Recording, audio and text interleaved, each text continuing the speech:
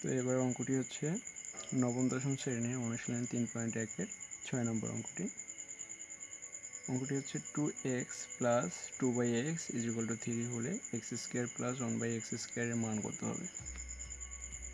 তো এটা আমরা মান বের করে বলবো। তো দেয়া আছে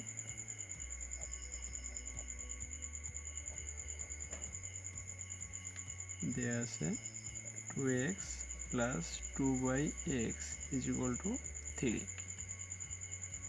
তো এখান থেকে আমাদের x প্লাস 1/x এর মান বের করে নিতে হবে। তো এখান থেকে 2 কমন যায় বা 2 কমন নিলে থাকে কি x plus 1/x is equal to 3।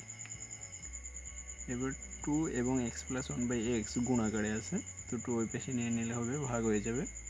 তাহলে এই পাশে থাকে x প্লাস 1/x, এই পাশে অলরেডি 3 আছে, 2 এই পাশে নিয়ে আসলে ভাগ হয়ে যাবে, তাহলে 3/2। তো অতএব আমরা x প্লাস 1/x এর মান পেলাম 3/2। এবার আমরা x স্কোয়ার প্লাস 1/x স্কোয়ারের মান বের করব। তো এখানে আমাদের ফর্মুলা পূর্বের অঙ্কের মতো ফর্মুলা প্রয়োগ করতে হবে। তো এখানে আমাদের প্লাসের মান আছে, প্লাস ফিগারের সূত্রটা নিব। সূত্রটা হবে কি x plus 1/x whole square minus 2x 1/x। এখানে x স্কোয়ার আছে, x প্লাস 1/x এর মান আছে কত 3/2, এর উপর হোল স্কোয়ার মাইনাস 2।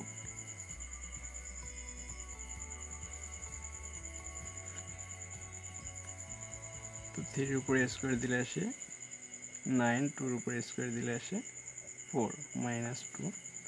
এটা লসাগু করি, 4 আসে 9 মাইনাস, যেহেতু এটার নিচে আছে 1, পূর্ণ সংখ্যার নিচে থাকে 1, 4 এর ভিতরে যে 4 বার, 4 2 8,